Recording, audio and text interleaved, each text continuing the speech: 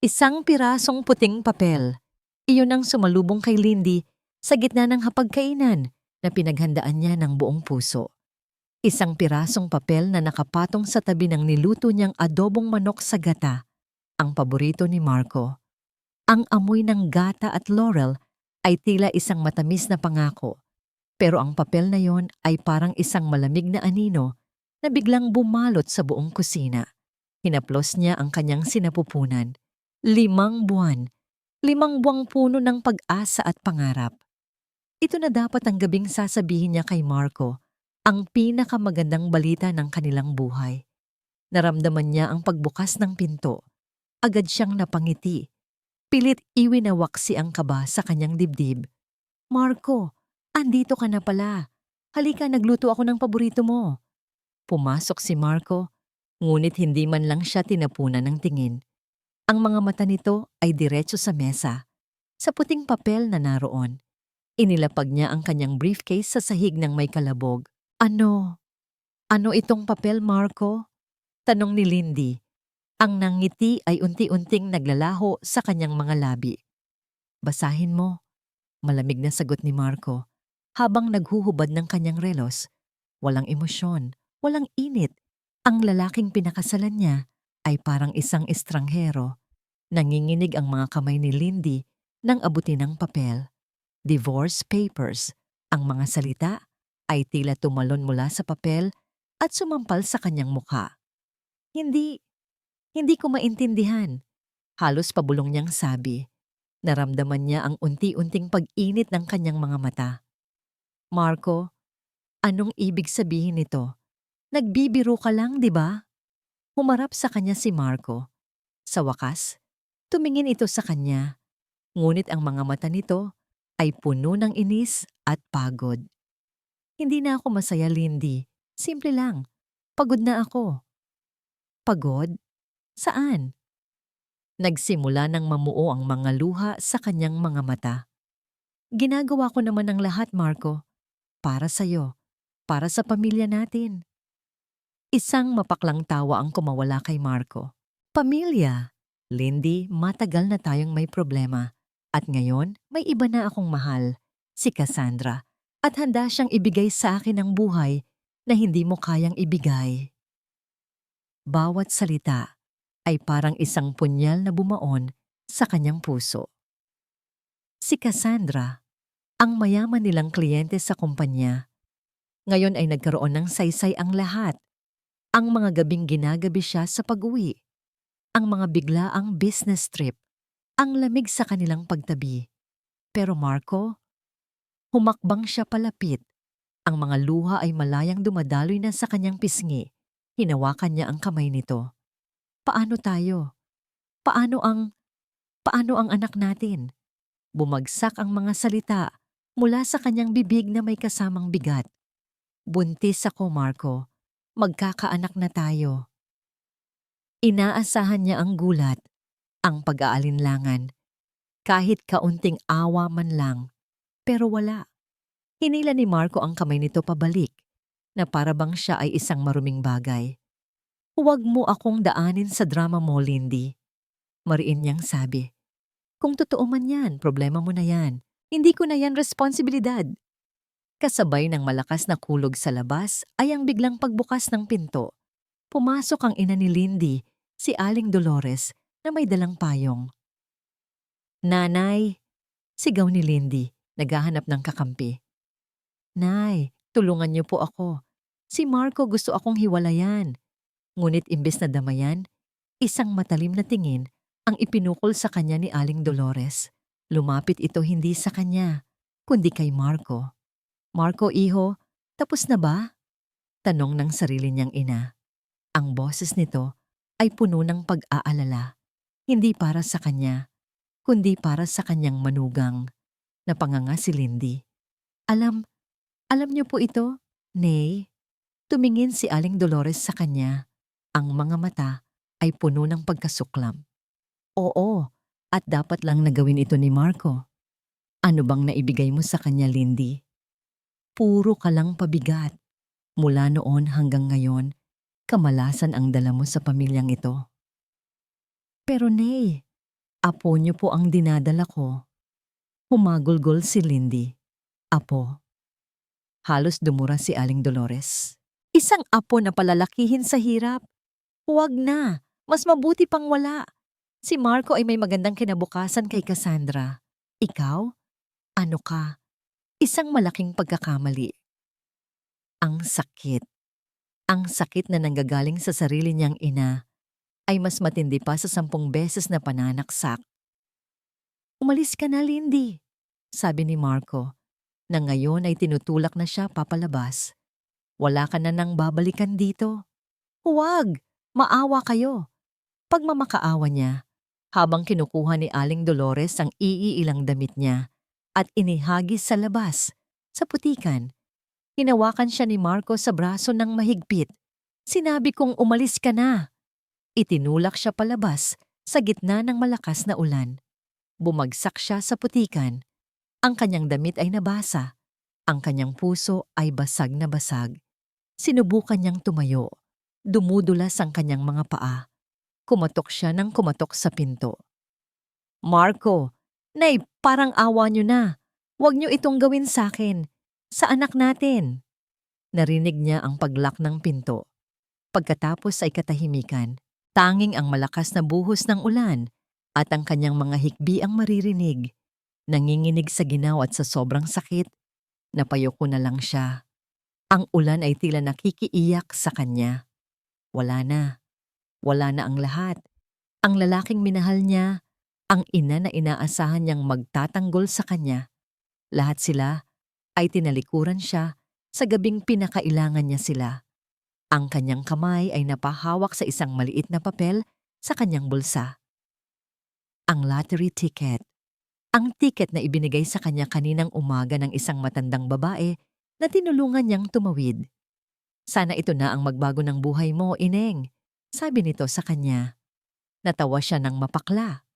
Isang walang kwentang piraso ng papel, isang huwad na pag-asa, biglang nanlabo ang kanyang paningin. Ang lakas ng ulan ay parang humihigop sa natitira niyang lakas. Bumagsak ang kanyang mga tuhod. Napahawak siya sa kanyang tiyan, sinusubukang protektahan ang nag-iisang kayamanan na natitira sa kanya. Anak, kapit ka lang. Iyon ang huling salita na namutawi sa kanyang bibig bago siya lamunin ng kadiliman. Sa kanyang pagbagsak sa malamig na semento, ang huli niyang nakita ay 2 maliwanag na ilaw ng sasakyan ang mabilis na paparating.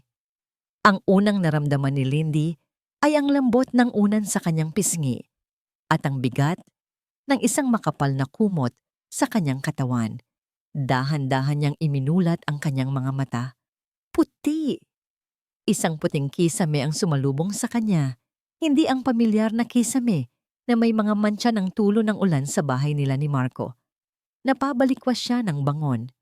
Ang kanyang kamay ay agad na napahawak sa kanyang tiyan. Nasaan siya? Dahan-dahan lang, Hija. Isang malumanay na boses ang kanyang narinig. Nakita niya ang isang madre na may edad na, may mga ngiti sa gilid ng kanyang mga mata na nag-aabot sa kanya ng isang basong tubig. Ang silid ay simple lang. May isang maliit na bintana, isang krus sa pader, at amoy ng bagong labang kumot. Sino po kayo? Nasaan po ako? Tanong ni Lindy. Ang boses ay paos. Ako si Sister Maria, sagot ng madre. Nasa bahay pag-asa ka. Isang kanlungan para sa mga ina at kanilang mga anak. Isang mabuting tao ang nakakita sa iyo sa kalsada kagabi at dinala ka rito. Naalala ni Lindy ang lahat. Ang ulan, ang papel ng diborsyo, ang masasakit na salita ng kanyang ina, ang pagtulak sa kanya palabas. Napahagulgol siya.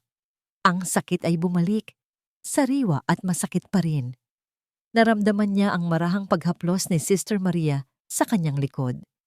Sige lang, ilabas mo lang lahat. Ligtas ka na rito. Sa mga sumunod na araw, ang bahay pag-asa ang naging kanyang mundo. Natutunan niyang hindi pala siya nag-iisa. May iba pang mga babae roon, mga inang mag-isa na may kanya-kanyang kwento ng pighati at pagtataksil. Sa unang pagkakataon sa loob ng mahabang panahon, naramdaman ni Lindy ang init ng pag-unawa at pakikiramay. Isang hapon, habang ang lahat ay nagkukwentuhan sa maliit na sala, nakabukas ang isang lumang telebisyon, Lotto Draw. Walang pumapansin dito. Isa lamang itong ingay sa kanilang mga tawanan at kwentuhan. Biglang may sumigaw. Teka, teka, pakilakasan nga. Itinaas ni Sister Maria ang volume. Isa-isang binabanggit ng host ang mga nanalong numero para sa grand jackpot na nagkakahalagang 250 million pesos. Napahinto si Lindy sa pagtupi ng damit ng sanggol. Pamilyar ang mga numero. Parang isang panaginip, isang malayong alaala. Kinapa niya ang bulsa ng luma niyang damit na suot pa rin niya mula noong gabing iyon. Nandoon pa. Lukot at medyo basa pa, pero buo pa rin. Ang lottery ticket. Dahan-dahan niya itong inilabas. Nanginginig ang kanyang mga kamay. Isa sa mga kasamahan niya, si Beth, ang lumapit. Ano yan, Lindy? Ticket mo? Tumangulang si Lindy, hindi makapagsalita. Tingnan natin, sigaw ni Beth. Naglapitan ang lahat ng mga babae sa sala. Ang kanilang mga muka ay puno ng kuryosidad. Si Sister Maria ay nanatiling nakatayo sa tabi ng TV. Isa-isang binasa ni Beth ang mga numero sa ticket at inihambing sa mga numerong nakasulat sa screen. 14. Tama. 23. Meron din. 38. Teka. Ang buong silid ay nabalot ng katahimikan. Bawat numero na tumutugma ay parang isang malakas na kabog sa dibdib ni Lindy. 42. Siyam. At 16. Tumingin si Beth mula sa tiket papunta kay Lindy. Ang kanyang mga mata ay nanlalaki sa pagkamangha. Bumagsak ang kanyang mga balikat. Lindy, bulong niya. Ikaw ang nanalo. Isang segundo ng katahimikan. Pagkatapos ay isang malakas na sigawan. Ang mga babae ay nagsisigaw sa tuwa. Nagtatalunan, niyayakap si Lindy na para bang sila ang nanalo. Ngunit si Lindy ay nakatayo lang doon, hindi gumagalaw. Hawak-hawak ang maliit na piraso ng papel. 250 million pesos. Ang numerong yon ay napakalaki. Hindi kayang iproseso ng kanyang isipan. Tumawag ka na, Lindy. Tumawag ka sa lottery office. Sabi ni Sister Maria na ngayon ay may ngiti na rin sa kanyang mga labi. Nanginginig pa rin, kinuha ni Lindy ang luma at dikipad na cellphone ng Bahay Pag-asa. Pinindot niya ang mga numero na nakasulat sa likod ng ticket. Nagring ito ng 3 beses bago may sumagot. Hindi ito isang masiglang boses na inaasahan niya. Ito ay isang boses ng lalaki, kalmado, malalim, at napaka-formal. Philippine Charity Foundation, how may I help you? Hello po. Nagsimula si Lindy. Ako po yata ang nanalo sa loto. Narinig niya ang pag-type sa kabilang linya. Maaari ko po bang makuha ang serial number ng inyong ticket, ma'am? Ibinigay niya ang mga numero. Ilang sandali ng katahimikan. Okay, confirmed, sabi ng lalaki. Ang boses nito ay hindi nagbago. Parang nagbabasa lang ng isang report. Ang pangalan niyo po, ma'am? Lindy? Lindy Sandoval po. Okay, Ginang Lindy. Kailangan po nating mag-set ng isang pagpupulong, isang kumpidensyal at espesyal na pagpupulong kung maaari. Nagtaka si Lindy sa mga salitang ginamit. Espesyal po? Akala ko po ay pupunta lang ako sa opisina nyo para kunin ang tseke. Isang bahagyang paghinto sa kabilang linya. Pagkatapos, sinabi ng lalaki ang mga salitang magpapabago sa lahat. Ang mga salitang magiging simula ng isang bagong kabanata na hindi niya kailanman inasahan. Binabati kita, Ginang Lindy. Pero hindi ito tungkol sa swerte. Ito ay tungkol sa iyong pagkatao. Ang address na ibinigay sa kanya ay hindi sa opisina ng PCSO. Ito ay nasa pinakatuktok na palapag ng isang makintab at salaming gusali sa puso ng Makati. Habang paakyat ang elevator, ramdam ni Lindy ang malakas na kabog ng kanyang dibdib na tila sumasabay sa pag-angat ng numerong umiilaw sa itaas ng pinto. Suot niya ang pinakamatinong bestida na ipinahiram sa kanya ni Sister Maria. Ngunit pakiramdam niya ay isa pa rin siyang dayuhan sa mundong ito ng bakal at salamin. Pagbukas ng pinto ng elevator, isang babaeng nakaunipormeng itim ang magalang na sumalubong sa kanya. Ginang Lindy Sandoval, "This way, ma'am." Iginiya siya sa isang malawak na opisina. Ang isang pader ay purong salamin na nagpapakita ng tanawin ng buong syudad mula sa itaas. Sa gitna ay isang malaking mahogany desk at sa likod nito ay isang lalaking may edad na, nakasuot ng isang mamahaling suit. Mayroon siyang puting buhok sa gilid ng kanyang sentido at mga matang puno ng talino. Tumayo ang lalaki at inilahad ang kanyang kamay. "Ginang Sandoval, isang karangalan na makilala ka. Ako si Attorney Antonio De Luca." Nagtatakang inabot ni Lindy ang kamay nito. "Attorney? Akala ko po, taga-lottery office ang kakausapin ko?" Isang maliit na ngiti ang sumilay sa labi ni Attorney De Luca. "Maupo ka, please. Mayroon akong kailangang ipaliwanag sa'yo." Umupo si Lindy sa malambot na upuan sa harap ng desk. Ang bawat kilos niya ay alanganin. "Alam kong naguguluhan ka," nagsimula ang abogado. "Ang totoo, walang nanalo sa lotto draw kagabi. O mas tamang sabihin na, ang draw na iyon ay isang palabas lamang." Kumunot ang noo ni Lindy. "Palabas po? Anong ibig niyong sabihin?" Pindot ni Attorney De Luca ang isang remote sa kanyang mesa. Isang malaking screen sa pader ang umilaw. Nagplay ito ng isang video. Ang video ay tila kuha mula sa isang CCTV medyo malabo. Nakita ni Lindy ang sarili niya.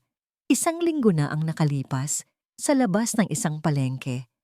Nakita niya ang isang matandang babae, isang tindera ng sampagita, na hirap tumawid sa kalsada. Nakita niya ang sarili niyang lumapit, inalalayan ang matanda, at ibinili pa ito ng isang bote ng tubig at tinapay. Nagbago ang eksena. Siya ulit. Sa ibang araw naman, sa labas ng simbahan, may pulubing umiiyak sa gutom. Kinuha niya ang natitirang barya sa kanyang pitaka at ibinigay dito. Sunod-sunod na mga video ang ipinakita. Mga maliliit na bagay na ginawa niya nang hindi nag-iisip. Ang pagtulong sa isang bata na nadapa, ang pag-abot ng bayad sa jeep ng isang pasaherong kapos, ang pagbabahagi ng kanyang baon sa isang street sweeper, at ang huling video. Ang umaga, bago ang gabing pinalayas siya. Ang matandang babae na naman, ang tindera ng sampagita. Hirap itong magbuhat ng kanyang mga paninda. Muli, nilapitan siya ni Lindy para tumulong. At bago sila maghiwalay, iniabot ng matanda ang isang lottery ticket. "Sana ito na ang magbago ng buhay mo, Ineng." Napatitig si Lindy sa screen pagkatapos ay kay Attorney De Luca. Ang kanyang puso ay kumakarera. Paano niyo nakuha ang mga ito?" "Dahil kami ang nag-utos na kunan ang mga yan," paliwanag ng abogado. "Lindy, ang Philippine Charity Foundation ay hindi isang ahensya ng gobyerno na nagpapatakbo ng loto. Isa itong pribadong organisasyon na itinatag ng yumaong si Don Ricardo Delgado, isa sa pinakamayamang tao sa Pilipinas. Si Don Ricardo, namatay siyang walang tagapagmana, walang asawa, walang anak. Ngunit mayroon siyang isang huling habilin. Nais niyang ipamana ang kabuuan ng kanyang yaman, hindi sa dugo at laman, kundi sa isang taong may pusong ginto, isang taong karapat-dapat. Huminto si Attorney De Luca. Tinititigan si Lindy ng diretso sa mga mata. "Sa loob ng isang taon, ang aming foundation ay naghahanap.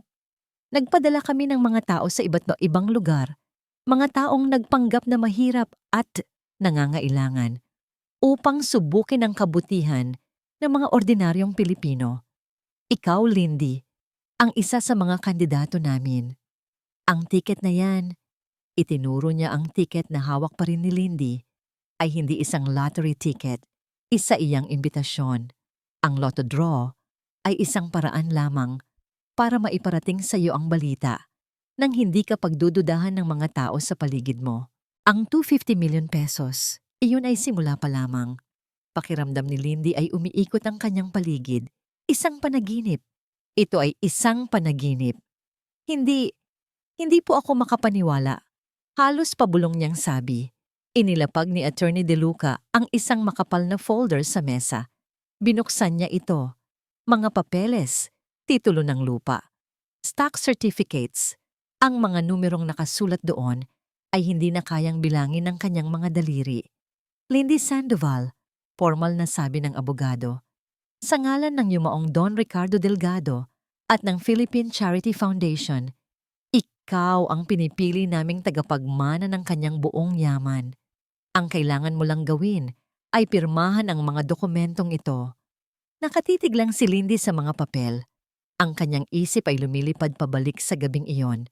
Ang ulan, ang putik, ang pagsara ng pinto sa kanyang muka. Pagkatapos ay ang muka ni Sister Maria, ang tawanan ng mga kapwa niya ina sa bahay Pag-asa. Isang luha ang pumatak mula sa kanyang mata at tumama sa papel. Ngunit hindi ito luha ng pighati. Ito ay luha ng pag-asa, ang katarungan. Kinuha niya ang ballpen. Nanginginig ang kanyang kamay, ngunit buo ang kanyang loob. Pinirmahan niya ang bawat pahina. Sa bawat lagda, nararamdaman niya ang pagbabago. Ang dating Lindy na mahina at palaging nagmamakaawa ay unti-unting naglalaho. Isang bagong Lindy ang isinisilang. Matapos ang huling pirma, huminga siya ng malalim. Tumingin siya kay Attorney De Luca. Mayroon po akong unang hiling, attorney. Kahit ano, ginang Lindy. Ikaw na ang may-ari ng lahat ng ito. Gusto ko pong bilhin ang lupa at gusali ng bahay Pag-asa. Gusto ko itong ipaayos, palakihin, at bigyan ng pondo para hindi na sila mamalimos ng tulong kahit kanino. Gusto kong magkaroon ng ligtas na tahanan ang lahat ng mga inang katulad ko. Isang ngiti ng paghanga ang muling lumitaw sa mukha ni Attorney De Luca. Iyan ang dahilan kung bakit ikaw ang napili, Lindy. Iyan mismo. Kinuha niya ang telepono. Simulan na ang proseso para sa pagbili ng property ng bahay Pag-asa at ihanda niyo ang team. We have a new CEO. Sa gabing iyon, sa isang bagong penthouse unit na ipinagkaloob sa kanya ng foundation, mag-isang nakatayo si Lindy sa harap ng isang malaking salaming bintana. Ang mga ilaw ng syudad ay parang mga bituin na abot kamay na niya. Binuksan niya ang telebisyon at doon, sa isang entertainment news program, nakita niya sila. Si Marco at si Cassandra, nakangiti, magkahawak kamay. Ipinapakita nila ang isang mamahaling singsing. CEO Marco Reyes, engaged na sa business heiress na si Cassandra Chua. Napatitig si Lindy sa screen, ang sakit ay nandoon pa rin. Isang maliit na kurot sa kanyang puso. Ngunit ngayon, may kasama na itong apoy. Isang apoy ng determinasyon. Hindi siya maghihiganti. Mas matalino siya kaysa roon. Hahayaan niyang ang kanilang sariling kasakiman ang maging sarili nilang kapahamakan. Ang amoy ng mamahaling pabango ni Cassandra ay nakakasulasok. Ito ang unang naisip ni Marco habang nakaupo siya sa isang antigong silya sa mansyon ng mga Chua, kaharap ang kanyang mapapangasawa. Ang bawat sulok ng silid ay sumisigaw ng yaman. Mga painting, mga porselana, mga kasangkapang gawa sa kahoy na tila mas matanda pa sa kanilang dalawa. Ngunit sa ilalim ng lahat ng karangyaan iyon, may amoy ng pagkabulok. Ano nang plano mo, Marco? Basag ni Cassandra sa katahimikan. Walang lambing sa kanyang boses, tanging ang talim ng isang business transaction na nalulugi. My father is giving me 1 week. 1 week! Kung hindi natin mababayaran ang mga utang sa bangko, babagsak ang kumpanya at kasama ka sa pagbagsak na yon. Napahigpit ang hawak ni Marco sa kanyang baso ng alak. Ginagawa ko ang lahat, okay? Nakikipag-usap ako sa mga investors. Investors na umaatras din. Sigaw ni Cassandra, sabay hagis ng isang folder sa lamesa. Dahil alam nilang palubog na tayo. At yang utang mo sa dati mong kumpanya, iyong ninakaw mong pera. Anumang oras ay pwede yung pumutok, Marco. Anong gagawin mo? Pinunasan ni Marco ang pawis na namumuo sa kanyang noo. Ito ang katotohanan sa likod ng kanilang engagement. Hindi ito pag-ibig. Isa itong desperadong pagsasanib puwersa. Kailangan niya ang pera ni Cassandra.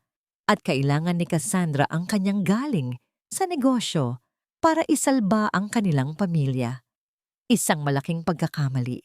Para makatakas sa mga mata ni Cassandra na mapanghusga, kinuha niya ang kanyang cellphone at nagpanggap na may tinitingnang importante.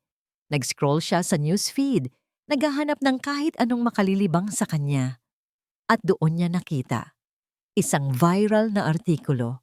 Ulilat buntis, nanalo ng 250 million pesos sa loto. Binuksan niya ang artikulo. May isang malabong litrato, kuha mula sa malayo, ng isang babaeng nakatalikod na papasok sa isang gusali. Ngunit ang profile, ang buhok, ang paraan ng paglalakad. Kinilabutan si Marco. Si Lindy! Halos pabulong niyang sabi. Anong sabi mo? Tanong ni Cassandra. Hindi niya ito pinansin. Binasa niya ang bawat salita. Isang babaeng buntis na kamakailan lang ay iniwan ng asawa. Ngayon ay multimilyonaryo. Walang pangalan na binanggit para sa privacy, ngunit bawat detalye ay tumutugma. Pera. Napakalaking pera. Isang ilaw ang nabuhay sa kanyang mga mata. Isang ideya. Isang masama, ngunit napakatalinong ideya ang nabuo sa kanyang isipan. Dahan-dahan siyang tumayo. Ibinaba niya ang kanyang cellphone at humarap kay Cassandra na may bagong ekspresyon sa kanyang mukha. Isang ekspresyon ng pagsisisi at pag-aalala. Cassandra, may kailangan akong gawin. Sabi niya sa malumanay na boses. Anong gagawin? Maghahanap ng pera? Oo, pero sa ibang paraan. Lumapit siya at hinawakan ang mga kamay nito. Naalala mo ba si Lindy, ang dati kong asawa? Siya ang nanalo sa loto. Nanlaki ang mga mata ni Cassandra. Ano? At anong pakialam natin doon? Kinokonsensya ako, Cassandra. Malungkot niyang sabi. Sinisiguradong kapani-paniwala ang kanyang pag-arte. Iniwan ko siyang buntis. Oo, hindi ko na siya mahal pero may responsibilidad ako sa magiging anak namin. Obligasyon ko bilang ama. Tumaas ang kilay ni Cassandra. Nagdududa. Hayaan mo akong kausapin siya. Pagpapatuloy ni Marco. Para humingi ng tawad. Para mag-alok ng tulong. Si Lindy, mabait iyon. Marupok. Madaling makuha ang tiwala. Kapag nakuha ko ulit ang loob niya. Sino ang nakakaalam? Baka matulungan niya tayo sa ating problema. Nakita niya ang pagbabago sa mukha ni Cassandra. Mula sa pagdududa, naging pagkalkula hanggang sa pagsang-ayon. Ang kasakiman ay mas malakas kaysa sa selos. Gawin mo ang kailangan mong gawin, sabi nito sa wakas. Pero siguraduhin mong hindi ka mahuhulog ulit sa kanya. Ikaw lang ang mahal ko. Mabilis na sagot ni Marco, sabay halik sa noo nito. Isang kasinungalingan. Pagkalabas niya ng mansyon, agad niyang kinuha ang kanyang cellphone at tinawagan ng isang numero. Hello? Sagot ng isang pamilyar na boses ng babae sa kabilang linya. Bienan, sabi ni Marco. May ngisi sa kanyang mga labi. May maganda akong balita sa inyo. Ang kamalasan na itinapon natin palabas ng bahay, naging ginto. Ilang sandali ng katahimikan. Anong ibig mong sabihin? Tanong ni Aling Dolores. Si Lindy, nanalo sa loto. 250 million pesos. Narinig ni Marco ang malakas na paghinga sa kabilang linya. Sigurado ka ba dyan, Marco? Oo, at kailangan natin siyang mahanap. Kailangan nating makuha ang loob niya. Ang pera na yon, dapat ay sa atin. Pagkababa ng telepono, pinaandar ni Marco ang kanyang kotse. Alam niya kung saan magsisimula. Ang mga kawawang tulad ni Lindy, Laging sa simbahan o sa mga charity institution nagpupunta. At may isa siyang alam na malapit sa dati nilang bahay. Mabilis niyang narating ang Bahay Pag-asa. Isang simple at medyo luma ng gusali. Bumaba siya ng kotse, inayos ang kanyang damit, at naghanda ng isang malungkot at nagsisising mukha. Sinalubong siya ng isang madre sa may pinto. "Magandang hapon po, sister. Hinahanap ko po sana si Lindy Sandoval. Dati ko po siyang asawa." Tinitigan siya ni Sister Maria mula ulo hanggang paa. Ang mga mata nito ay kalmado ngunit may talim. Walang bakas ng awa. "Wala na siya rito." Simpleng sagot ng madre. "Po? Pero saan po siya nagpunta? Kailangan ko lang po siyang makausap. Nag-aalala po ako sa kanya at sa dinadala niya." Isang maliit at mapait na ngiti ang gumuhit sa labi ni Sister Maria. "Umalis na siya, Ginoo. At sana, para sa ikabubuti niya, hindi mo na siya makita." Pagkasabi noon, dahan-dahang isinara ni Sister Maria ang pinto.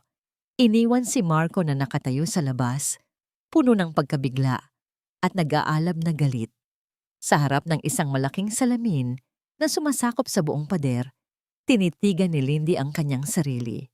Ang babaeng nakatingin pabalik ay hindi na ang babaeng umiiyak sa gitna ng ulan. Ang kanyang buhok ay maayos na nakapusod, nagpapakita ng kanyang leeg. Ang kanyang mukha ay may magaang na kolorete na nagpapatingkad sa kanyang mga mata, na ngayon ay hindi na puno ng luha, kundi ng isang matatag na determinasyon. Suot niya ang isang simpleng itim na seda na bestida na bumabagay sa kanyang lumalaki ng sinapupunan, isang simbolo hindi ng kahinaan, kundi ng kapangyarihan. Naalala niya ang kanyang mga lumang daster, ang mga damit na amoy kusina at pawis. Iyon ang Lindy na minamaliit ni Marco. Ang Lindy na tinawag na pabigat ng kanyang ina. Ngumiti siya sa salamin. "Tapos na ang panahon mo," bulong niya sa sarili. "Handa ka na ba, Ginang Lindy?" Pumasok sa silid si Attorney De Luca. May dalang isang manipis na tablet. Nasa ibaba na ang sasakyan. "Handa na po, Attorney," sagot ni Lindy. Sabay kuha ng kanyang maliit na clutch bag. "Ano po ang pangalan ng kumpanya?" "Luminara Holdings Inc., sabi ng abogado. "Isang kumpanyang nakatuon sa sustainable energy projects. Iyon ang kwento natin. Ikaw ang CEO, isang lottery winner na gustong mamuhunan sa isang bagay na makakatulong sa kinabukasan." Umupo sila sa loob ng maluwag na conference room sa opisina ng foundation. Inilatag ni Attorney De Luca ang isang plano. "Ang target natin ay si Ginoong Albert Tan," paliwanag niya, habang ipinapakita ang litrato ng isang lalaking medyo may katabaan at nakangiti. Isa siyang business partner ni Marco, mahilig sa chismis at palaging naghahanap ng mabilis na pagkakakitaan. "Mamayang gabi, dadalo tayo sa isang charity gala." Nandoon siya. Tumingin si Lindy sa abogado. "Ano po ang plano?" "Simple lang. Ipakikilala kita sa kanya. Magkukwento ka tungkol sa bago mong kumpanya, sa proyekto na kailangan ng mga bagong mamumuhunan, at hindi sinasadyang mababanggit mo na meron kang 250 million pesos na handang ilagay sa proyektong ito. The rest, hayaan na nating ang kasakiman ang gumawa ng trabaho." "Hindi ako maghihiganti, Attorney," mariing sabi ni Lindy. Ang kanyang boses ay kalmado ngunit may bigat. "Bibigyan ko lang sila ng pala at hahayaan ko silang humukay ng sarili nilang libingan."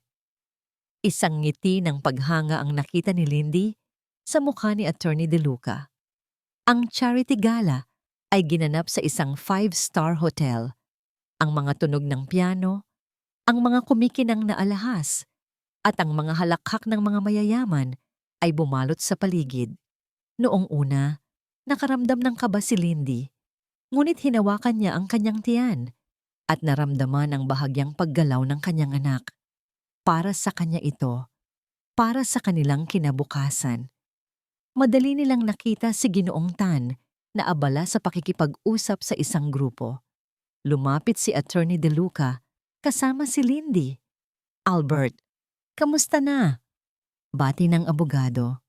Attorney De Luca, mabuti naman. Masayang sabi ni Ginoong Tan, ang kanyang mga mata ay agad na napunta kay Lindy. Ipakikilala ko pala sa'yo, sabi ni Attorney De Luca. Si Ginang Lindy Sandoval, ang CEO ng Luminara Holdings. Inilahad ni Lindy ang kanyang kamay. Nice to meet you, sir. The pleasure is all mine, sagot ni Ginoong Tan, halatang interesado. Luminara Holdings, bago ba yan? Ngayon ko lang narinig. Ngumiti si Lindy ng buong kumpiyansa, tulad ng itinuro sa kanya. Yes, sir. Kakaumpisa pa lang. We're focusing on solar energy farms in Mindanao. Malaki ang potensyal, pero kailangan pa namin ng karagdagang investors para mapabilis ang expansion. Interesting, sabi ni Ginoong Tan. At paano ka napunta sa ganyang negosyo, Miss Ginang Sandoval? Dito na, ito na ang pain. Medyo mahabang kwento, sir, sabi ni Lindy na may bahagyang hiya. Sabihin na lang po natin na sinuwerte ako kamakailan at gusto kong gamitin ang swerteng iyon sa isang bagay na may katuturan. Mayroon akong 250 million pesos na personal kong puhunan sa kumpanya. Nakita ni Lindy ang kislap sa mga mata ni Ginoong Tan. Ang kislap ng isang taong nakakita ng ginto. Nagpatuloy sila sa pag-uusap. Nagkunwari si Lindy na puno ng pasyon sa kanyang proyekto, ngunit medyo kulang pa sa karanasan sa mundo ng negosyo. Isang perpektong biktima para sa isang buwitre. Alam mo, may kaibigan ako na magaling sa mga ganyang bagay. Baka gusto mo siyang makausap. Sabi ni Ginoong Tan, hindi na maitago ang pananabik. Ang pangalan niya ay Marco Reyes. Nagpanggap si Lindy na walang alam. Talaga po? Sige po. I would appreciate the introduction. Nang gabing iyon, habang pauwi na sila, naramdaman ni Lindy ang isang maliit na tagumpay. Ang pain ay inilagay na. Kailangan na lang niyang maghintay na may kumagat. Pagdating niya sa kanyang penthouse, sinalubong siya ng katahimikan. Ngunit ang katahimikang yon ay hindi na nakakatakot. Ngayon, ito ay kapayapaan. Nagtimpla siya ng isang mainit na gatas at umupo sa sofa. Biglang tumunog ang intercom. Ma'am Lindy? Sabi ng boses ng security guard. Pasensya na po sa abala pero may babae po kasi dito sa labas ng gate. Gusto raw po kayong makausap. Sino raw? Tanong ni Lindy. Hindi po nagpakilala, ma'am. Pero medyo nag-iiskandalo po. Umiiyak. Sabi niya, kailangan niya raw makita ang anak niya. Kinabahan si Lindy. Pinindot niya ang button para makita ang live feed mula sa CCTV sa gate. Ang imahe ay malinaw. Isang babaeng nakaluhod sa semento sa labas ng matataas na bakal na gate. Ang kanyang buhok ay magulo. Ang kanyang damit ay luma. Umiiyak ito ng malakas. Isinisigaw ang kanyang pangalan. Nanigas si Lindy sa kanyang kinauupuan. Ang babae sa labas ng gate ay ang kanyang ina. Si Aling Dolores, ang babaeng nakaluhod sa labas ng gate, ay ang babaeng nagluwal sa kanya. Ang ina, na dapat sana'y kanyang kanlungan, ngunit naging isa sa mga unang dumurog sa kanyang puso. Isang bahagi ng puso ni Lindy, ang luma, marupok, at palaging naghahanap ng pagmamahal na bahagi, ay gustong tumakbo palabas, yakapin ang kanyang ina, at sabihing, okay na po, Nay, kalimutan na natin ang lahat. Ngunit ang sugat na iniwan nito ay napakalalim. At ang bagong Lindy, ang inang poprotekta sa kanyang sariling anak, ay alam na ang pagtitiwala ay hindi na basta-basta ibinibigay. Pinindot niya ang intercom. Papasukin niyo po siya. Narinig niya ang mahinang pagtutol ni Attorney De Luca sa kanyang tabi. Ngunit isang tingin lang mula kay Lindy ay sapat na para patahimikin ito. May plano siya, isang masakit na plano. Pagpasok ni Aling Dolores sa malawak na sala ng penthouse para itong nalula. Ang kanyang mga mata ay ligaw. Lumilipat mula sa mga mamahaling muebles patungo sa malaking bintana. Pagkatapos ay tumuon ang mga ito kay Lindy. Anak, Muling lumuhod si Aling Dolores, gumapang papalapit sa kanya at niyakap ang kanyang mga paa. Ang mga hikbi nito ay malakas at nakakaawa. Anak ko, patawarin mo ako. Patawarin mo ang nanay mo. Nagkamali ako, anak. Nabulag ako sa pera. Patawarin mo ako. Tumingin si Lindy sa tuktok ng ulo ng kanyang ina. Walang init, walang awa. Tanging isang malamig na pakiramdam ng pagkadismaya. Tumayo po kayo, Nay. Ang boses niya ay kalmado. Masyadong kalmado. Hindi! Hindi ako tatayo hanggat hindi mo ako pinapatawad. Huminga ng malalim si Lindy. Kung gusto niyo po talagang patunayan na nagsisisi kayo, hindi po sa pagluhod niyo dyan, patunayan niyo po sa gawa. Agad na tumingala si Aling Dolores, ang kanyang mukha ay basang-basa ng luha. Ngunit may kislap ng pag-asa sa kanyang mga mata. Oo, anak, kahit anong ipagawa mo, gagawin ko. Masyado po akong abala sa Luminara Holdings, paliwanag ni Lindy, habang dahan-dahang lumalakad palayo. Pero meron akong maliit na proyekto, isang passion project. Nagtayo ako ng isang maliit na foundation, ang Little Angels Foundation, para tulungan ang mga batang ulila. Pinunasan ni Aling Dolores ang kanyang mga luha. Napakabuti mo talagang bata, Lindy. Kailangan ko po ng isang taong mapagkakatiwalaan para magpatakbo nito, isang taong maghahawak ng pondo, mag-aasikaso ng mga donasyon at magbabantay sa gastusin. Pagpapatuloy ni Lindy habang nakatalikod pa rin. Naisip ko po, baka gusto nyo, katahimikan. Pagkatapos ay isang malakas na hagulgol ng tuwa. Oo, anak. Oo, isang karangalan. Pangako, hindi ko sasayangin ang tiwala mo. Kinabukasan, dinala ni Lindy si Aling Dolores sa isang maliit na opisina na ipinarenta niya. Simple lang ang lugar. Isang mesa, isang upuan, at isang filing cabinet. Sa ibabaw ng mesa ay may isang ledger at isang checkbook. Ito po ang checkbook ng foundation. Nay, pondo po ito para sa pagkain at gamot ng mga bata sa ampunan. Kayo na po ang bahala, sabi ni Lindy. Ang kanyang mga salita ay parang tinapay na iniaabot niya sa isang taong gutom. Ngunit alam niya sa kanyang sarili na maaring may lason ang tinapay na yon. Niyakap siya ng mahigpit ni Aling Dolores. Salamat, anak. Salamat.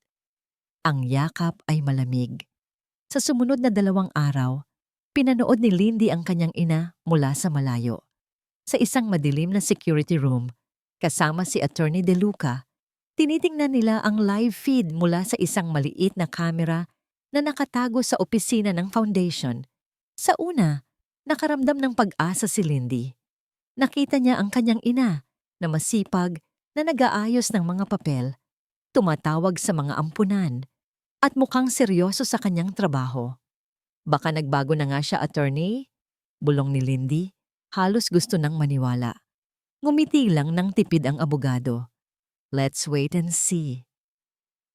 At sa 3 araw, nangyari na nga ang kanilang hinihintay. Nang mag-isa na lang si Aling Dolores sa opisina, kinuha nito ang kanyang cellphone. Inilagay niya ito sa kanyang tainga. Ang kanyang mga mata ay palipat-lipat. Tinitiyak na walang nakakakita. Sa security room, pinindot ni Attorney De Luca ang isang button. Ang audio mula sa tawag ay narinig nila ng malinaw. Marco, ako ito, pabulong na sabi ni Aling Dolores. Oo, nakuha ko na ang tiwala niya. Ang tanga talaga ng anak ko. Ibinigay sa akin ang checkbook. Nanigas si Lindy sa kanyang upuan. Ang kanyang paghinga ay tila huminto. Madali lang itong dayain, pagpapatuloy ng kanyang ina. Gagawa ako ng mga pekeng resibo. Ililipat natin ang pondo ng paunti-unti sa ibang account. Wala siyang kaalam-alam. Ang mahalaga, makuha mo muna ang pera mula sa investment na sinabi ng kaibigan mo. Kapag nakuha na natin ang lahat, iiwan na natin ang babaeng iyon na walang-wala. Hindi na narinig ni Lindy ang mga sumunod na sinabi. Ang tanging naririnig niya ay ang malakas na pagbasag ng kanyang puso sa pangalawang pagkakataon at mas masakit pa kaysa sa una. Dahan-dahan siyang tumayo, hindi tumitingin kay Attorney De Luca. Lumabas siya ng silid. Sa kanyang paglalakad sa pasilyo, isang butil ng luha ang pumatak sa kanyang pisngi. Malamig. Puno ng pinal na desisyon. Tapos na ang laro. Tapos na ang pagbibigay ng pagkakataon. Samantala, sa isang mamahaling coffee shop, masayang-masaya si Marco. Katatapos lang niyang ilagay ang lahat ng natitirang pera niya, pati na ang perang hiniram niya kay Cassandra sa kumpanya ng solar energy na ipinakilala sa kanya ni Albert Tan. Ito na ang solusyon sa lahat ng problema niya. Biglang tumunog ang kanyang cellphone, isang hindi kilalang numero. Hello? Mr. Marco Reyes? Yes, speaking. Sir, this is from Metrobank. We are calling to inform you that the company you invested in, Luminara Holdings Inc., has just filed for bankruptcy this morning. All assets are frozen. Your investment is gone. Nabitawan ni Marco ang kanyang cellphone. Bumagsak ito sa sahig. Ang ngiti sa kanyang mukha ay naglaho. Napalitan ng isang ekspresyon ng purong pagkasindak.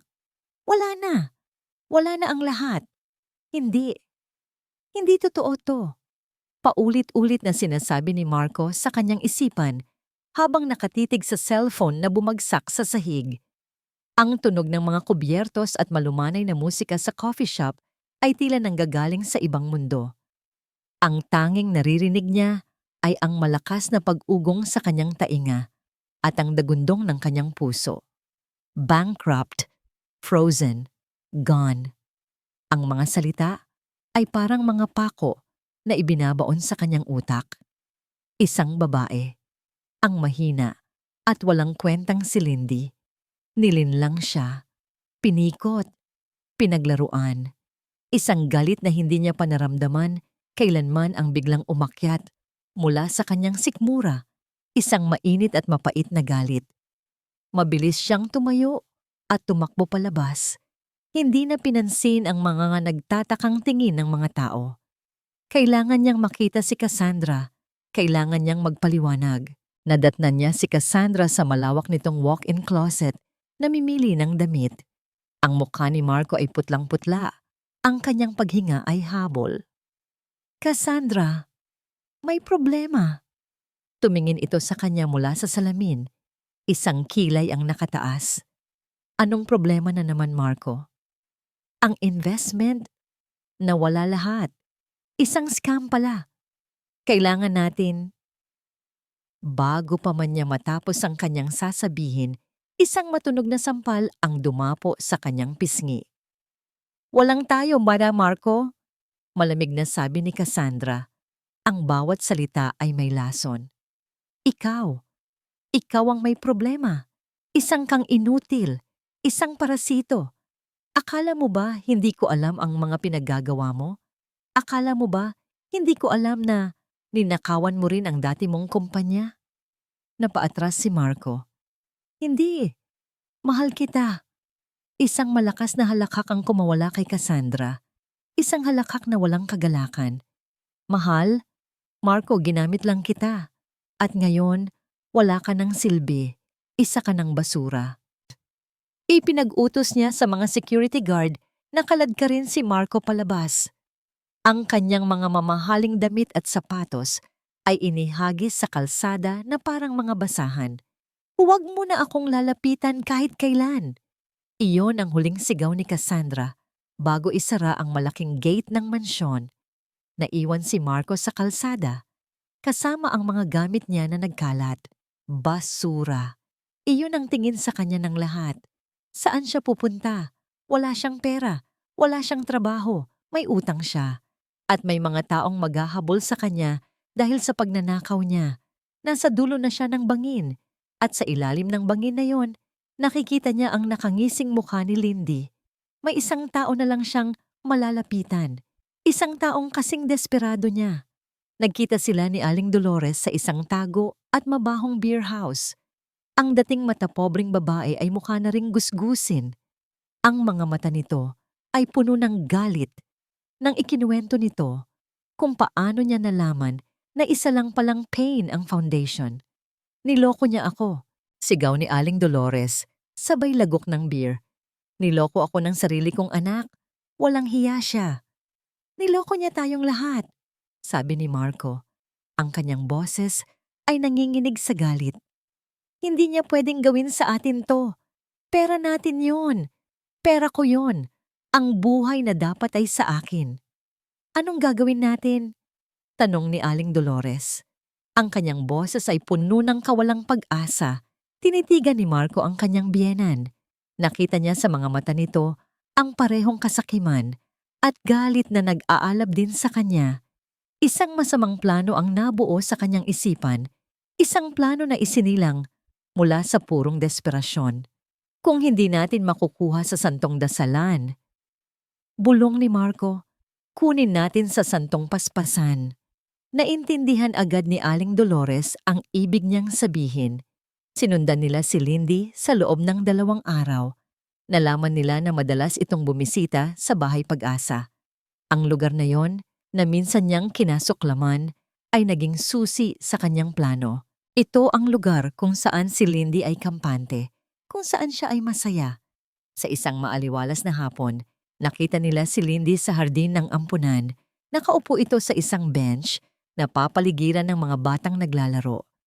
Hinihimas niya ang kanyang malaking tiyan at sa mukha niya ay may isang nangiti ng tunay na kaligayahan. Ang nangiting iyon ang nagsilbing gasolina sa nag-aapoy na galit ni Marco. Ang kaligayahan na iyon ay dapat sa kanya. Nagbigay siya ng senyas kay Aling Dolores na naghihintay sa isang lumang van sa kanto. Ito na ang pagkakataon. Habang abala ang lahat sa paglalaro, dahan-dahang lumapit si Marco mula sa likuran.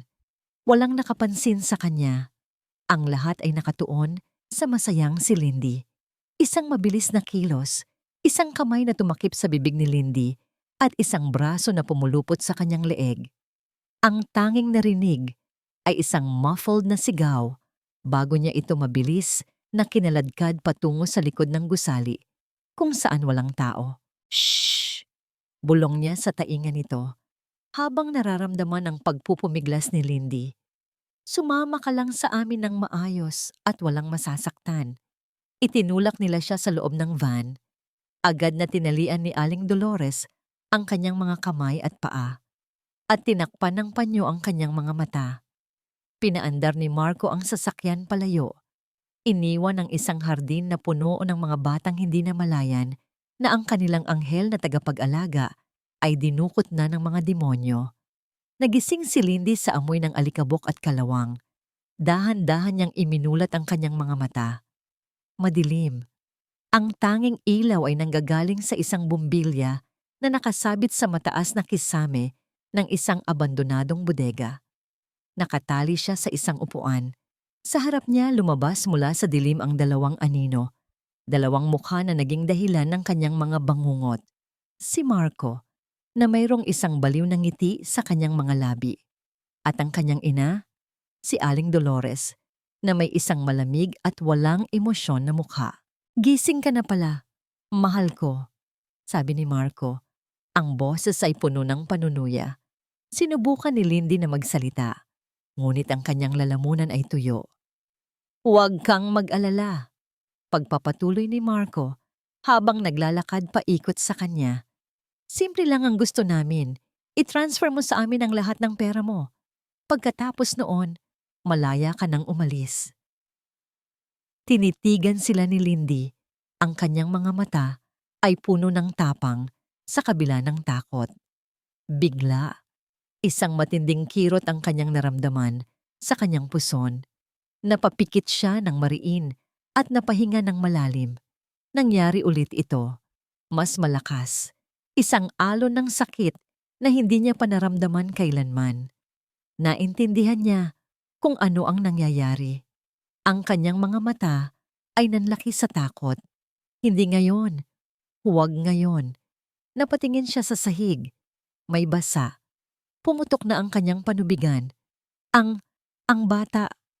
Manganganak na siya. Ang bawat paghilab ay parang isang matalim na kutsilyo na humihiwa sa kanyang balakang. Napapapikit si Lindy. Hinahabol ang kanyang hininga. Ang takot para sa kanyang sarili ay napalitan ng isang mas matinding takot. Ang takot para sa kanyang anak. "Huwag kang umarte dyan!" Sigaw ni Marco, halatang nainip.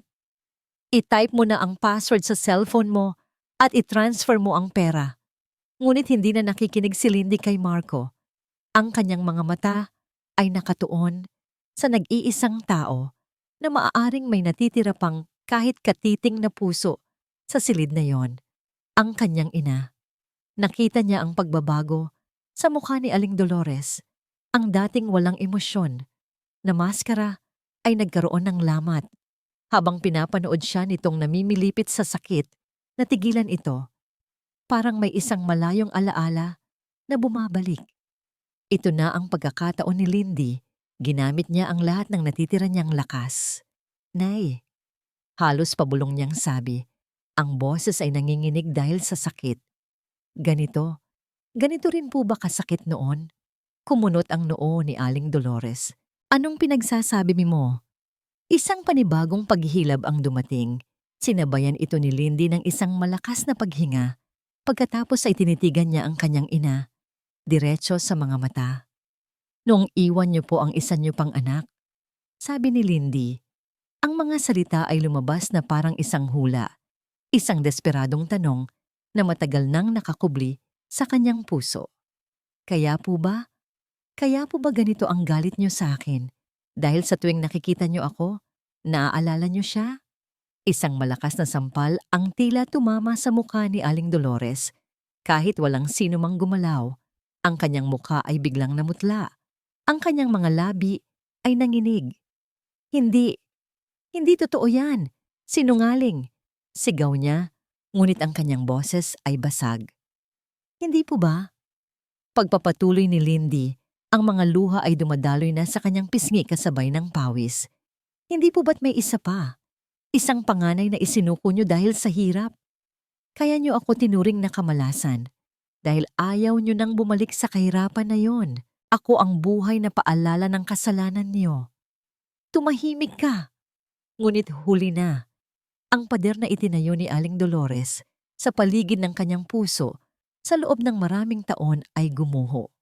Bumagsak ito sa kanyang mga tuhod. Ang kanyang mga kamay ay nakatakip sa kanyang mukha. At mula sa kanyang bibig ay lumabas ang isang sigaw.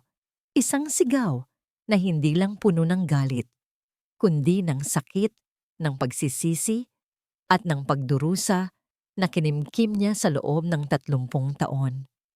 "Oo," humagulgol siya. "Oo, iniwan ko siya. Ang panganay mo. Dahil wala tayong makain. Dahil ayokong makita siyang mamatay sa gutom. At araw-araw,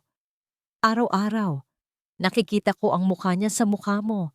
Araw-araw, pinapatay ako ng konsensya ko." Nawalan ng kontrol si Marco. Hindi niya ito pinlano. "Anong drama to? Tumayo ka dyan." Hinila niya si Aling Dolores, ngunit wala na itong pakialam. Tila ito nasa sarili ng mundo ng pighati. Sa galit, bumaling si Marco kay Lindy. Ikaw ang may kasalanan ng lahat ng ito." Kumuha siya ng isang piraso ng kahoy mula sa sahig. Itinaas niya ito. "Kung hindi mapupunta sa akin ang pera mo, walang makikinabang dito." Ipinikit ni Lindy ang kanyang mga mata, niyakap ang kanyang tiyan, at naghanda para sa pinakamasaklap. Crash! Ang malakas na tunog ay hindi nanggaling sa pagtama ng kahoy sa kanya. Ito ay ang tunog ng pintuan ng bodega na sinipa at bumagsak. Maliwanag na mga ilaw ng flashlight ang tumama sa kanilang mga mukha. Mga sigaw ng pulis. "Bitiwan niyo siya!" ang umalingaw-ngaw sa buong lugar. Bago pa man makagalaw si Marco, dinambahan na siya ng mga pulis at pinusasan. Isang pamilyar na mukha ang tumakbo palapit kay Lindy. Si Attorney De Luca. "Lindy, nandito na kami. Ligtas ka na," sabi nito, habang mabilis na tinatanggal ang mga tali sa kanyang kamay. Ang bata," hirap na sabi ni Lindy. May ambulansya na sa labas. Dadaling ka na namin sa ospital. Habang inilalabas siya ng mga medic sakay ng isang stretcher, ang huling nakita ni Lindy ay ang kanyang ina. Nakaupo ito sa sahig, umiiyak pa rin, habang inaakay ng isang pulis. Nagtama ang kanilang mga mata. Sa unang pagkakataon, ang nakita ni Lindy sa mga mata ng kanyang ina ay hindi galit o pagkasuklam. Nakita niya ang isang babaeng talunan at wasak. At sa kanyang puso, ang galit ay napalitan ng isang kakaibang damdamin. Habag. Sa ospital, ang lahat ay nangyari ng mabilis. Ang sakit, ang mga sigaw, ang pag-iri, at pagkatapos, ang pinakamagandang tunog sa buong mundo, ang iyak ng isang sanggol. "It's a healthy baby boy," sabi ng doktor, habang inilalapag sa kanyang dibdib ang isang maliit at mainit na nilalang. Niyakap ni Lindy ang kanyang anak, na wala ang lahat ng sakit, ang lahat ng takot. Sa sandaling iyon, sila lang dalawa. Isang bagong simula. Kinabukasan, habang karga-karga niya ang kanyang anak, pumasok si Sister Maria sa kanyang silid. May dala itong isang luma at medyo naninilaw ng sobre. "Lindy, anak," malumanay na sabi ng madre. "Sister..." Bago dalhin ng mga pulis si Dolores, may ibinilin siya sa akin, sabi ni Sister Maria sabay abot ng sulat. Pinatago niya ito sa akin maraming taon na ang nakalipas. Noong una siyang lumapit sa ampunan para humingi ng tulong. Sabi niya, "Ibigay ko raw sa'yo kapag handa ka na. Siguro, ngayon na ang tamang panahon para basahin mo ito." Ang bigat ng sobre sa kamay ni Lindy ay parang bigat ng 30 taon ng mga tanong na walang sagot. Sa katahimikan ng kanyang silid sa ospital, habang mahimbing na natutulog ang kanyang anak sa kanyang mga bisig, tinitigan niya ang sulat. Ang sulat kamay sa labas ay pamilyar ngunit nanginginig. Sulat ng isang taong nagsusulat habang lumuluha. Huminga siya ng malalim. Hinagka ng noo ng kanyang anak at dahan-dahang binuksan ang sobre. Sa loob ay isang papel na naninilaw na sa katagalan. "Sa aking panganay na anghel, kung nababasa mo man ito balang araw, o kung sino man ang makabasa nito, sana ay maintindihan mo. Ang pangalan mo, sana ay Lito. Isinunod sa salitang pighati na siyang mundo ko noong ipinanganak ka. Ang tatay mo ay iniwan tayo nung nalaman niyang buntis ako. Walang-wala ako, anak. Isang kahig, isang tuka. May mga gabi na tubig lang ang laman ng ating sikmura. Ang iyak mo sa gutom ay parang mga punyal na tumutusok sa puso ng isang ina na walang maibigay. Ang sakit-sakit. Isang araw, hindi ka na tumigil sa pag-iyak. Mainit na mainit ka. Alam kong kailangan kita dalhin sa doktor, pero wala akong kahit isang kusing. Sa aking desperasyon, dinala kita sa simbahan. Ipinagdasal ko na may isang taong mabuti ang puso na kukuha sa iyo. Ang iwanan ka doon, ang pinakamasakit na bagay na ginawa ko sa buong buhay ko. Pero sa isip ko, mas mabuti nang iwanan kang buhay kaysa makita kang mamatay sa aking mga bisig. Lumipas ang mga taon, sinubukan kitang hanapin, pero huli na ang lahat. At nang dumating ka, Lindy, ang kapatid mo, nakita ko siya sa'yo. Bawat ngiti mo, bawat tawa mo, ay paalala ng anghel na iniwan ko. Bawat paghingi mo ng tulong ay parang multo ng kahirapan na kinatatakutan kong balikan. Kaya ako, naging malupit sa'yo. Kaya ko itinulak ang sarili ko na maghangad ng pera dahil ang kahirapan ang kumuha sa panganay ko. At sa takot ko, itinulak din kita palayo. Patawarin mo ako, anak. Patawarin mo ang isang inang duwag. Ang galit ko sa iyo ay galit pala sa sarili ko. Nagmamahal ang iyong ina. Dolores, bumagsak ang mga luha ni Lindy, ngunit hindi ito luha ng galit o sakit.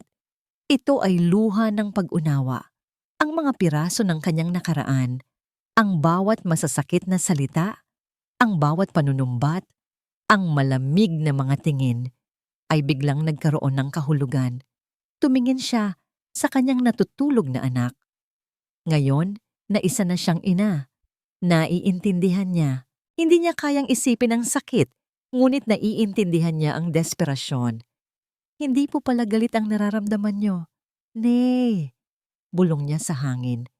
Takot po pala. Pagkalabas niya ng ospital, ang unang taong kinausap niya ay si Attorney De Luca. Attorney, sabi niya, habang karga ang kanyang anak na pinangalanan niyang Ricardo bilang pag-alala sa taong nagbago ng kanilang buhay. Ginang Lindy, ano ang maipaglilingkod ko sa iyo? Gusto ko po sanang kuhanin niyo ng pinakamagaling na abogado, ang nanay ko. Nakita niya ang gulat sa mukha ng abogado. Hindi po para makalaya siya sa kasalanan niya. Mabilis niyang dagdag. Kailangan niyang pagbayaran ang ginawa niya sa batas. Ngunit gusto kong masigurado na makukuha niya ang nararapat na tulong at pagkakataon para magbago. Naiintindihan ko na po siya ngayon. Masusunod po, sagot ni Attorney De Luca, puno ng paghanga. At si Ginoong Reyes, umiling si Lindy. Ang kanyang mukha ay kalmado. Walang bakas ng kahit anong emosyon. Tungkol kay Marco, wala na po akong pakialam. Hayaan na po natin ang batas, ang humusga sa kanya. Makalipas ang 1 taon, ang dating kinatatayuan ng luma at masikip na bahay Pag-asa ay isa ng malawak at magandang komunidad. Tinawag itong Lindy's Hope Village. Mayroon itong mga maliliit ngunit kompletong bahay para sa mga inang mag-isa, isang daycare center, isang maliit na klinika, at mga livelihood training workshops. Sa araw ng inaugurasyon, nakatayo si Lindy sa isang maliit na entablado, nagbibigay ng kanyang talumpati. Ang kanyang anak na si Ricky, 1 taong gulang na ngayon, ay masayang karga-karga ni Sister Maria sa unang hilera. Ang paligid ay puno ng tawanan ng mga bata at ng mga ngiti ng mga inang nabigyan ng pangalawang pagkakataon. Ito na ang pamilya niya. Ang tunay na yaman, sabi ni Lindy sa mikropono, ay hindi ang perang nasa bangko. Ito ay ang kakayahang magpatawad, ang kakayahang bumangon, at ang kakayahang bumuo ng isang pamilya, hindi mula sa dugo, kundi mula sa pagmamahal. Pagkatapos ng kanyang talumpati, habang nakikipagkwentuhan siya sa mga residente, may natanaw siyang isang pamilyar na anino sa di kalayuan, malapit sa gate. Isang babae. Mas payat na ngayon. Ang kanyang buhok ay may mga puti na, at ang kanyang tindig ay mapagkumbaba. Nakatingin ito sa kanya, sa apo nito, sa lahat ng kanyang itinayo. Iyon ang kanyang ina, si Aling Dolores, kalalaya lang mula sa kulungan. Nagkatinginan sila. Nag-alinlangan si Lindy ng isang saglit. Ang mga alaala ng sakit ay bumisita sa kanyang isipan na parang multo. Ngunit nang makita niya ang kanyang anak, na si Ricky, na masayang kumakaway sa direksyon ng kanyang lola, na para bang may isang hindi nakikitang sinulid na nag-uugnay sa kanila, na wala ang lahat ng kanyang pag-aalinlangan. Dahan-dahan siyang naglakad palapit, habang ang ingay ng kasiyahan sa paligid ay tila humihina. Sa bawat hakbang niya, bumabalik ang mga imahe ng kanilang nakaraan, ang mga sigaw, ang ulan, ang bodega. Ngunit ang mga imaheng iyon ay wala ng talim. Para na lamang silang mga lumang litrato na kupas na. Nang nasa harapan na niya ang kanyang ina, walang nagsalita. Tinitigan lang nila ang isa't isa. Nakita ni Lindy ang malalim na mga guhit sa mukha ni Aling Dolores, mga guhit na inukit ng panahon at ng matinding pagsisisi. Si Aling Dolores ang unang yumuko. Mula sa isang maliit na bayong, kinuha nito ang isang bagay. Isang maliit na laruang kabayo na gawa sa yantok. Simple, ngunit pulido ang pagkakagawa. Para sa apo ko, sabi ni Aling Dolores. Ang boses ay mahina at nanginginig. Iniabot niya ang laruan, hindi makatingin ng diretso sa mga mata ni Lindy. Kinuha ni Lindy ang kabayo. Hinaplos niya ang makinis na kahoy, isang gawang kamay. Isang bagay na pinaglaanan ng oras at pagod. Ito ay higit pa sa isang laruan. Isa itong alay ng kapayapaan. Tumingin siya sa kanyang ina at sa unang pagkakataon, sa loob ng napakaraming taon, ngumiti siya rito. Isang totoong nangiti. Isang ngiti ng pagtanggap. Hindi na niya kailangan ng paliwanag. Hindi na niya kailangan ng paghingi ng tawad. Ang kilos na ito ay sapat na. Isang butil ng luha ang pumatak mula sa mata ni Aling Dolores, ngunit mabilis niya itong pinunasan. "Mag-iingat ka, anak," sabi nito, bago dahan-dahang tumalikod. Pinanood ni Lindy ang kanyang ina na maglakad palayo. Isang anino na dahan-dahang nawawala sa karamihan. Alam niyang hindi na ito magiging bahagi ng kanyang pang-araw-araw na buhay. Masyado ng malalim ang sugat, ngunit alam din niya na sa pagitan nilang dalawa, mayroon ng kapayapaan. Isang tahimik na pag-unawa na sapat na para sa kanilang dalawa. Bumalik siya sa gitna ng selebrasyon. Kinuha niya si Ricky mula kay Sister Maria. "Okay ka lang, anak?" tanong ng madre. Ang mga mata ay puno ng pag-aalala. Tumango si Lindy habang pinagmamasdan ng kanyang anak na masayang nilalaro ang kabayong yantok. "Opo, sister. Okay na po ang lahat." Habang papalubog ang araw, ang kalangitan ay nagkulay kahel at lila. Umupo si Lindy sa isang bench sa hardin. Karga-karga ang kanyang anak. Ang paligid ay puno ng buhay. Ang tawanan na ng mga bata, ang kwentuhan ng mga ina, ang amoy ng bagong lutong pagkain mula sa community kitchen. Niyakap niya ang kanyang anak ng mahigpit. Pinikit niya ang kanyang mga mata at dinama ang sandali. Ang 250 million pesos ay nagbago ng kanyang buhay, oo. Binigyan siya nito ng kapangyarihan, ng bahay, ng negosyo. Ngunit habang nakaupo siya roon, sa gitna ng pamilyang kanyang binuo, naintindihan niya. Hindi ang pera ang kanyang tunay na yaman. Ang tunay na yaman ay ang kapayapaan sa kanyang puso. Isang kapayapaan na nakuha niya mula sa pagpapatawad. Ang tunay na yaman ay ang lakas na natuklasan niya sa kanyang sarili. Isang lakas na isinilang mula sa pinakamatinding sakit. At higit sa lahat, ang tunay na yaman ay ang pagmamahal na nakapaligid sa kanya. Isang pagmamahal na walang kondisyon, walang hinihintay na kapalit. Ang pagmamahal ng kanyang anak, ang pagmamahal ng mga taong tinulungan niya at tumulong sa kanya. Iminulat niya ang kanyang mga mata at ngumiti. Ang dating babaeng itinapon sa gitna ng ulan ay wala na. Sa kanyang lugar ay isang reyna na hindi nakatira sa isang palasyo ng ginto, kundi sa isang nayon na itinayo mula sa pag-asa at pagmamahal. Dito, sa Lindy's Hope Village, sa wakas, nahanap na niya ang kanyang tahanan.